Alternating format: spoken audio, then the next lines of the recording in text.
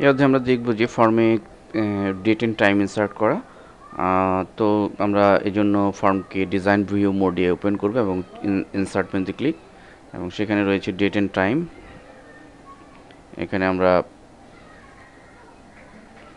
নিচের দিকে ক্লিক করে ডেট এন্ড টাইমে ক্লিক করছি, এবং এখান থেকে বাই ডিফল্ট যেটি রয়েছে সেটি আমরা দিচ্ছি, অন্যটিও দিতে পারি, এবং ওকে বাটনে ক্লিক। ইমেজটি মূলত প্রথমে হেডারে চলে আসে ডেট এবং টাইম।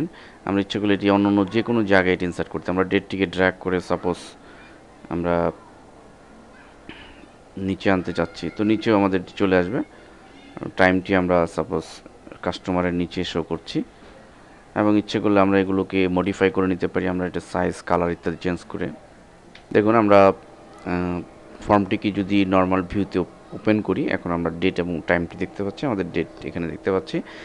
এবং এই ডেট অ্যান্ড টাইমের বিশেষ বৈশিষ্ট্য হচ্ছে যেটি ডেট এবং টাইমের সাথে এটি পরিবর্তন হয়, অর্থাৎ আমরা যদি আজকে ফ্রাইডে, আগামীকালকে যদি এটি ওপেন করি, সেটি অটোমেটিকলি আপডেট হয়ে স্যাটারডে হয়ে যাবে, এবং টাইমও আমাদের যে নর্মাল যে টাইম রয়েছে সেই টাইম অনুযায়ী এটি চেঞ্জ হয়ে যাবে।